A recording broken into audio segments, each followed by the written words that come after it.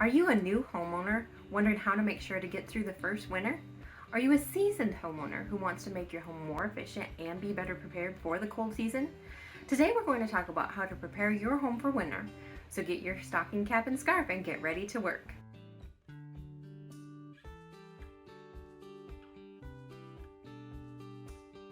Hi, I'm Laura Clute with Ozark Gateway Realty, and I work with lakefront sellers who are animal owners. I've been in the business almost 14 years and worked with over 400 families buying and selling properties. I love warm weather because I'm almost always cold. Ask anybody who knows me. I also like winter. I get to get out my sweaters, plus there's a good chance for a snowfall I'll get to see. Our homes need people to keep them in good condition and prepare them for winter. Winter is known for increased car accidents, hypothermia, frostbite, carbon monoxide poisoning, heart attacks from overexertions. On top of that, you have a chance for snow, rain, ice, high winds, storms that cause power outages, so there's a good reason to want to avoid it. Luckily, here in the South, we don't get a lot of cold weather, but we do get some because we experience all four seasons here. Hopefully, some things we talk about today help you prepare for winter and give you that aha moment, I'm meant to do that. First, we want to make sure we are warm. Have your fireplace inspected and cleaned annually. This is a great idea to prevent fires in your chimney. You also would want to keep your damper closed when you're not using it to keep the cold air out, or have your door closed on the fireplace if you have a door. You want to keep your wood pile about 20 feet from your house to keep any pests away, like mice and insects like to live in there, so keep it away from your house. And termites too, you want to keep them as far away from the house as possible. It's also a good idea to have your furnace inspected or cleaned regularly. Some of our area companies have maintenance contracts where you can have them inspected and cleaned every 6 months. The average lifespan of a furnace is 12 to 15 years, so if you do this, have it inspected regularly, it can make it last longer, so it can save you money just on the purchase of a new furnace. And it's also a great idea to have your filter changed monthly. Just get the cheap ones. They're only $2, $3, $4. Replace those monthly so that there's no restricted airflow, because that's going to make your heater work harder and you don't want it to work hard. Also, lower your thermostat to 68 in the winter. Ideally, at night, you could even lower it more to do between 62 and 66. That'll give you more energy savings and it will lower your bill. Another way to stay warm, use your ceiling fan. Make it go clockwise in the winter to push air down. You're pushing the hot air down. And use it to go counterclockwise back in the summer to push the hot air up, so you're not feeling hot and you're feeling the cold air. Also, staying warm is a great way to insulate. You want to do your walls, your attics, your floors, anything you can think of to insulate. Make sure you find any leaks first and fix those before you insulate. Even use spray foam in your outlets and your switches. Insulation will help prevent moisture from building up and hopefully prevent mold in your property. Plus, it will even out the temperature. Again, save you money on your energy bills. I always like to have an extra layer on. Today I have my long johns on, and throughout the winter I will as well. But I'm talking about your house. You want to put your storm windows on if you have them, and if not, even a layer of plastic will help keep some of those drafts out. It'll increase the insulation, it'll cut down on drafts, it'll cut down on cost, and save you money. Even using your curtains and blinds to keep out the cold air and let in the sunlight is a great way to keep your house warm. Secondly, let's think of your house top to bottom. Roof, of course, is the top. Inspect it for leaks. Is there any loose or missing shingles? We want to make sure that you don't have any leaks before you get snowfall or ice on your roof slowly melting. Check out the trees. Take a look at your trees before the leaves start to fall and see where the leaves are missing.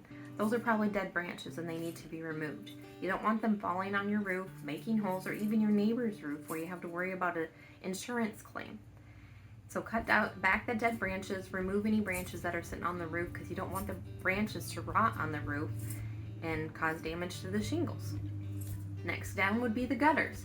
Make sure that they're cleaned regularly. Get the leaves, the needles, the twigs. You don't want them blocking water or ice buildup that may cause damage to your fascia, to your foundation, to your basement. That's something that you should do before the first freeze. Have your gutters cleaned. Don't forget to check your attics. If you have gable vents, you want to make sure that they're intact and that they have screens. This will keep pests out. Raccoons, squirrels, bats. You don't want them up there leaving droppings, chewing your wires, and causing problems. And another thing on pests, you want to make sure that any pipes that you have coming into your house, that they have sealed and they can't sneak in that way. Anything down to an insect can sneak in that way. And talking about sealing up, check out all your gaps in the windows and the doors. You want to caulk all that up, put weather stripping along the bottom of your door so you have a nice sweep, and keep that cold air out. If you can see light around your windows and doors, there's probably cold air getting in too, and so find a way to seal those gaps up. So we talked about staying warm, now let's talk about water. We either want to keep it out or keep it warm. First, you want to have a water heater blanket and just wrap up your water heater. It'll cut heat loss by 25 to 50%, and it'll make you have savings of 10 to 15%, so you can easily have it paid for in a year. You also want to wrap your pipes so you can insulate them and keep them from freezing and bursting, and that obviously keeps your utilities low. You also would want to winterize your whole house if the temperatures get below freezing. Usually what I say, it's about this time of year in December, January, February, that if the temperature doesn't reach above freezing for 3 days in a row, that's when it's time to winterize. So that might be a long-term rental, a vacation rental, or just your vacation home. You also want to check your outside faucet. Make sure that the faucet is drained as well as the hose is disconnected. Otherwise, if you keep them attached, I've seen this before, that the water freezes in the hose and the faucet and backs up into the house and causes a water leak in the house. You can also get little insulation things to put on the outside faucet, or you can use a freeze-proof faucet. And don't forget about pools and sprinkler systems. You want to have them probably insulated or winterized by a professional to make sure that they're working when you want to go using them in the spring. They can be very expensive to fix if they do get frozen. It's also a great time to check your drainage. Is there any problems with your foundation where there's dips, or you can fill those in and make sure the water is draining away from the house? Are your downspouts emptying correctly and getting the water away from the house, or do you need a gutter extension? Keep your showers shorter and cooler in the winter to help keep your skin from drying out, as well as save money on your bill. Also, you could use a humidifier to keep your skin humidified and not dry and flaky, but you do want to remember to clean those regularly with vinegar. For winter preparation, it's important to stay safe. You want to make sure your smoke detectors and carbon monoxide detectors are working and that their batteries still have life, so check those batteries, and are they installed in the right location? You should have some in the bedrooms, in the hallway outside the bedrooms, not so much in the kitchen or next to the fireplace where they're more likely to go off. Check your electrical cords, are they frayed? Are you overloading your circuits with your Christmas lights? So be careful about that. It's a great time to get your pantry stocked with non-perishables. And you might want to have an emergency supply of water. They say to have 1 gallon per person per day, and a 3-day supply is the best thing to have on hand. Think about if the power goes out. Are you going to have enough to eat and drink to get by until you get the power back on, or you can get out and get more supplies? Do you have supplies? Do you have ice melt? Where's your shovel? Where'd you leave it last winter? Is it going to be able to work this year, or did it break and fall apart? It's also good to have some sand in case you need traction if you don't have time to wait for that ice melt to work. So both your supplies and the emergency kit would be good to have both in your home and your car. An emergency kit, you should have a flashlight and make sure you have batteries and that they work. You have a first aid kit. A great thing is a radio, a battery powered radio that you can use that doesn't depend on cell service because your cell phone may be dead. So it's important to have that charged if you're going into a storm as well. Also have snacks and water and blankets in your car, as well as available in your home for the emergency storm situations. For winter preparation, don't forget about your outside belongings also. You probably have some furniture out there. Make sure you bring it in, or maybe just the cushions. Cover up your grill. If you're going to cover stuff up, make sure that you're not trapping moisture and that it's actually cooled off outside, so you don't have to worry about that. In the late fall, early winter, before the storms hit, it's a great time to be looking at painting, caulking, sealing your exterior areas. So you have some thinner wood maybe around your windows and doors. They fall apart pretty easily because they're thin, so you want to make sure that they don't have cracks or peeling paint. And if so, then you need to paint them or seal them back up to keep the moisture out and so that they don't fall apart. Also your deck. If you pour a little bit of water on it, does it get absorbed? Then you probably need to reseal the deck. A patio, you wouldn't think you'd need to do much to maintain that, but it's a great idea to caulk any cracks in the patio and reseal that regularly so that your concrete lasts a long time, because that can get pretty expensive. Don't forget about your lawn and yard equipment. Make sure your lawnmower is put away. It's a good idea to even drain the gas from your lawnmower so it doesn't get all clogged up in your air filters when you go to use it in the spring.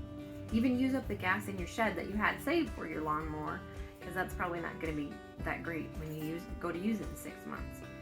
If you have a snowblower, before the storm hits, check it out and make sure it's working so that you can have it fixed if it's not when the storm does hit. Last but not least, pets. Keep them warm and healthy. Regular vet visits and preventative medication make sure that they are on track to be healthy, and it helps catch things early on before they become a big problem or an emergency situation. You don't want to have to be running to the emergency vet that's an hour away in the middle of a snowstorm. Microchips are important all year round, but they're especially helpful in the winter where a pet may get lost and there may be snow on the ground or storms with winds that they can't see or they can't smell or recognize how close to home that they are. So microchips are a really important part of your pet's health. And also, please keep your pets inside when there's freezing temperatures. It's important that they have a safe place to go, a warm place to go. Even if it's the garage, at least it gets them out of the wind. And they have as hard a time as we do as maintaining our temperature. So they can freeze to death just like we do. So please take care of them like a family member.